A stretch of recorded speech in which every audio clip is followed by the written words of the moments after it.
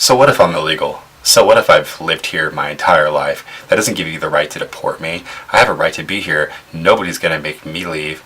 Welcome to the debate between the dreamers and those with DACA status and the American citizens, the people that were born in this country. It's a compelling argument. You think, well, they have lived here most of their lives, so perhaps they don't need to be deported.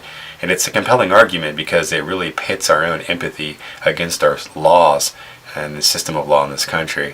But I really want to dispel some of the confusion. We didn't force these individuals into this situation.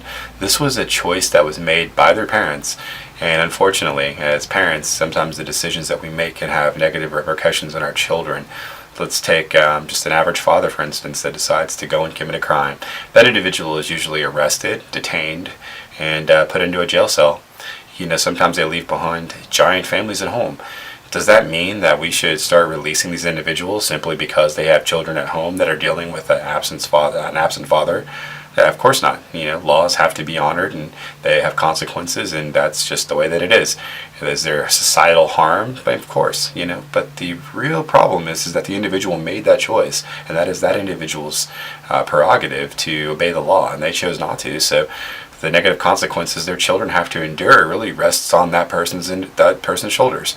So how does that differ from the illegal aliens that smuggle their children into our country like contraband? Truthfully, it doesn't. They made a bad choice, and they've been living a fraudulent life as a lie for God knows how long, and that is their fault, not ours. We have a system of laws in place. We have individuals that want to move to America, that migrate here the legal, the proper and correct way, and to just give status to these individuals that did it the wrong way is wrong. It really undermines our system of laws, and it encourages more people to come over. So next time a DACA or a dreamer comes up to you and tries to explain that they have a right to be here because they've been here for so long, just remind them that they never had a right to be here at all, and the fact they've been allowed to stay here this long is a sign of our generosity. It doesn't mean that they should expect that generosity to continue. They should feel blessed they've had the opportunity to stay here instead. See, they're entitled, and unfortunately that entitlement is leading to some really nasty conversations to which Americans are at the losing end of.